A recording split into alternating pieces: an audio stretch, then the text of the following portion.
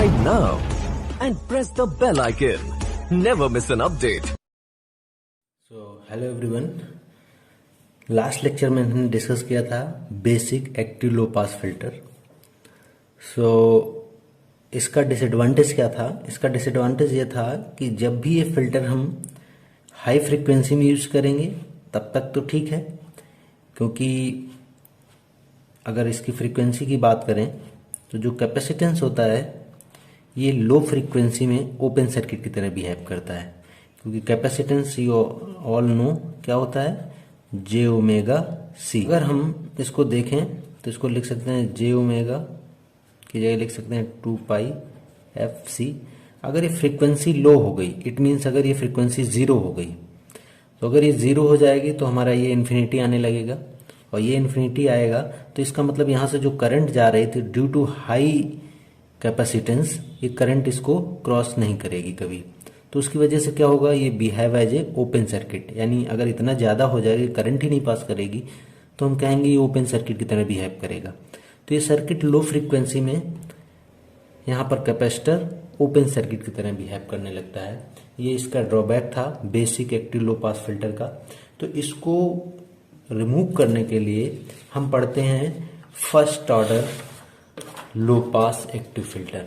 You can see in this circuit हमने क्या किया, यहाँ पर हमारे पास वही रजिस्टर और कैपेसिटर आर और सी यूज है. यहाँ पर हमने एक फीडबैक किया है, यानी first order low pass filter है तो इसमें आर एफ फीडबैक में लगाया है आर आई, और इसमें वही वोल्टेज हमने अप्लाई किया है. यहाँ पर देखिए ये आर सी, और वोल्टेज अप्लाई किया था यहाँ पर नेगेटिव टर्मिनल, तो इसमें कहाँ पे अप्लाई किया गया है, पॉजिटिव टर्मिनल में.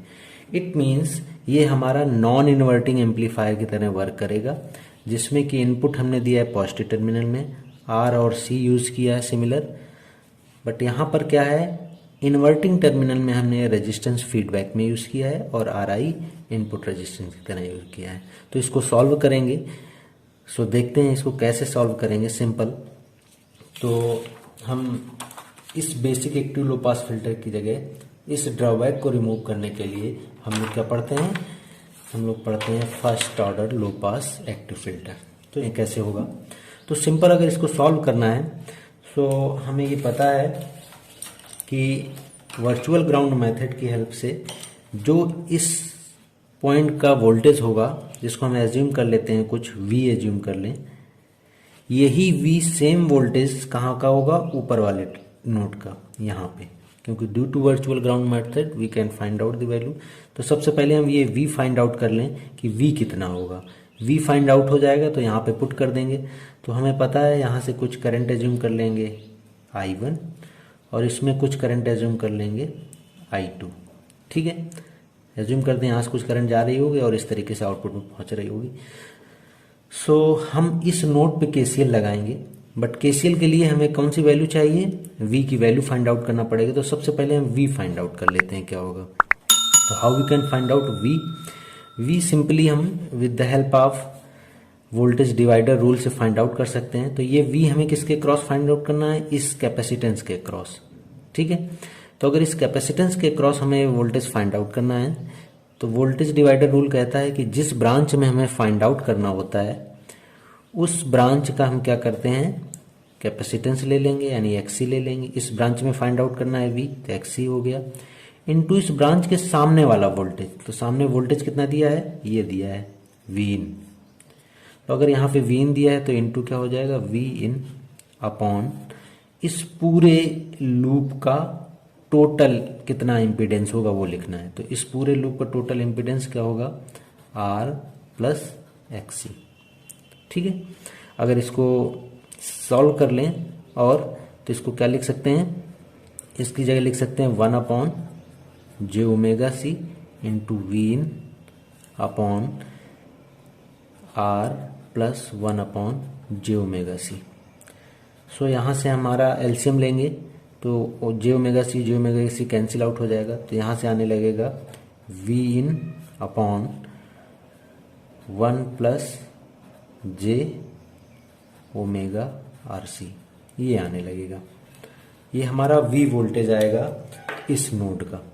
ये वोल्टेज जिसके कैपेसिटेंस के क्रॉस है, तो with the help of voltage divider rule जिसके क्रॉस निकालते हैं वो इम्पीडेंस यानी XC, उसके सामने वाला वोल्टेज Vin अपॉन इसका टोटल इम्पीडेंस ये। सो ऐसे निकाल लें, या फिर हम लूप लगा के KVL लगा के निकाल लें, वो भी एक मेथड है। सो अब हम क्या करते हैं, अब हम KCL यहाँ पर अप्लाई करते हैं इस नोड पर। सो KCL लगाते हैं,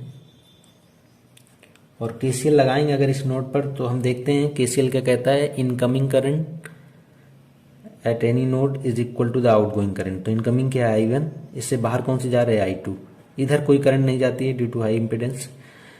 तो I1 इज इक्वल टू क्या हो जाएगा, I2। ठीक है, अब I1 की वैल्यू, I1 कहाँ से स्टार्ट हो रही है, इस ग्राउंड से, जात कहाँ तक रही, V तक, तो क्या लिखेंगे 0 माइनस V अपॉन RI, क्योंकि I इज इक्वल टू होता है V बाई R, तो यहाँ का पोटेंशियल डिफरेंस अपॉन रेजिस्टेंस, तो हो जाएगा 0 minus V upon RI is equal to I2 क्या लिखेंगे, यहाँ से चल के करंट कहाँ जा रहा है, आउटपुट तक, तो दिस माइनस दिस यानी initial voltage minus final voltage upon resistance, तो ये हो जाएगा V minus V not upon RF। ठीक है, अब इसको सॉल्व कर लेंगे, तो यहाँ से आ जाएगा V नॉट अपॉन RF, इसको अलग अलग कर लेंगे, इसको V बाई RF लिख देंगे, minus V not upon RF लिख देंगे, इसको इधर ले आएंगे तो ये आ जाएगा, और यहाँ से हो जाएगा, अगर हम V ये इधर जाएगा तो प्लस हो जाएगा, तो V कॉमन निकल आएगा, तो यहाँ से हो जाएगा 1 upon RF plus 1 upon RI। ठीक है, मल्टीप्लाई कर दें इसका RF का, यहाँ से हो जाएगा V not is equal to 1 plus ये अंदर मल्टीप्लाई RF कैंसिल आउट, 1 हो जाएगा, ये हो जाएगा RF अपॉन RI। ठीक है, इनटू V, ये आ गया। अब यही हमारा क्या होता है, गेन होता है, ये हमारा एम्पलीफायर का क्या है, गेन है, क्योंकि यहाँ पे एम्पलीफायर इसलिए यूज किया जाता है कि ये गेन प्रोवाइड करता है। सो ये एम्पलीफायर का गेन है 1 प्लस RF अपॉन RI। अब यहाँ पर हम V की वैल्यू पुट कर दें, सो ये हो जाएगा V not is equal to इस V की वैल्यू पुट कर दें। सो यहाँ पर देख लेते हैं इस गेन को क्या लिख दें, इसको हम एज्यूम कर लें AF। ठीक है, और V की वैल्यू क्या हो जाएगी, V इन upon 1 plus J omega RC, ये आ गया, इसको AF एज्यूम कर लिया है। अब यहाँ से हम रेशियो निकालते हैं, हमें फाइंड आउट करना है ट्रांसफर फंक्शन। तो transfer function is nothing, it is the ratio of output voltage to the input voltage. So यहाँ से आ जाएगा V not upon V in is equal to AF upon 1 plus J omega RC। ठीक है, ये आ जाएगा। अब इसमें क्या करेंगे, अब इसमें हम इसका मॉड ले लेते हैं, इसका मैग्नीट्यूड निकालते हैं। सो यहाँ से आ जाएगा V not upon VI magnitude, ठीक है, इज इक्वल टू AF। इसका जब मैग्नीट्यूड ले लेंगे तो यहाँ लिखा है X प्लस JY, तो मैग्नीट्यूड क्या होगा, under root X square plus Y square, तो 1 का स्क्वायर 1 प्लस y की जगह यहाँ पर क्या है ओमेगा RC, तो यहाँ क्या आ जाएगा omega square R square C स्क्वायर। ठीक है, so this is your final transfer function आ गया हमारे पास। अब हमें फाइंड आउट करना है कट ऑफ फ्रीक्वेंसी। तो कट ऑफ फ्रीक्वेंसी के लिए क्या करेंगे देखते हैं। सो कट ऑफ फ्रीक्वेंसी के लिए बेसिकली हमारे पास ये ट्रांसफर फंक्शन आया है। यहाँ पर हम देखते हैं कि ओमेगा की वैल्यू अगर 0 पुट करेंगे तो क्या होगा, इन्फिनिटी पुट करेंगे तो क्या होगा, या फिर 0 और इन्फिनिटी के बीच में कुछ पुट करेंगे तो क्या होगा। तो यहाँ पर केस लेते हैं फर्स्ट कि when omega is equal to 0।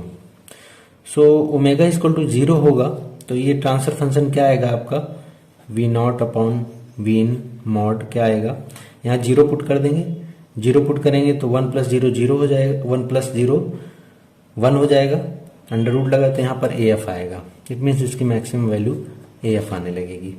Simple अगर omega is equal to infinite put कर देंगे so V not upon VI का मॉड क्या आएगा, जब यहाँ ओमेगा की वैल्यू इनफाइनाइट पुट करेंगे तो 1 प्लस इनफाइनाइट इनफाइनाइट, तो AF अपॉन इनफाइनाइट क्या आने लगेगा 0 आने लगेगा। अब इन दोनों के बीच कोई वैल्यू ले लेते हैं, सिंपल हम एज्यूम कर लेते हैं इसकी वैल्यू 1 ओवर RC। ठीक है।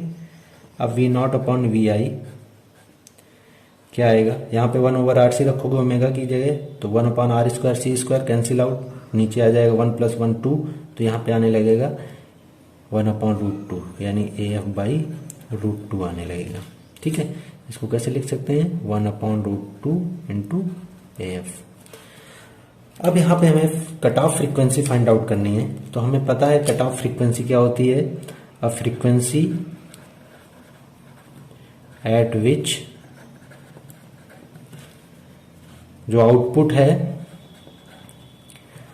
a frequency at which output become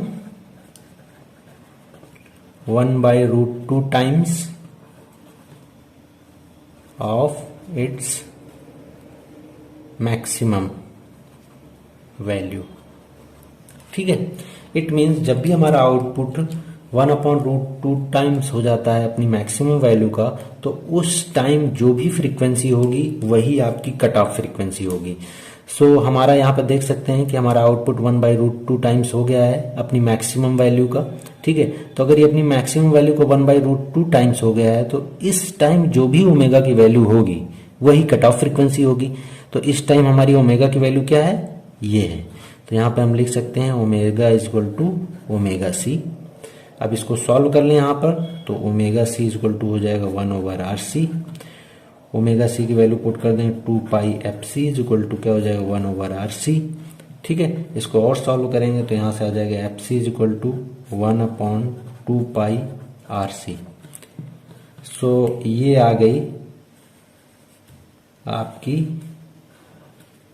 cut off frequency of first order low pass filter.